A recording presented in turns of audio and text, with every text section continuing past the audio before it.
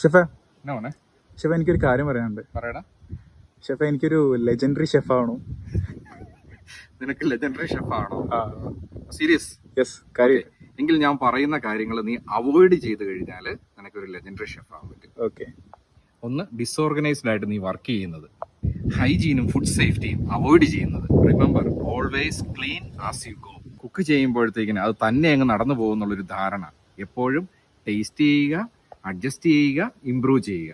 ഇനിയുള്ളത് poor കമ്മ്യൂണിക്കേഷനും bad ടെമ്പറുമാണ്.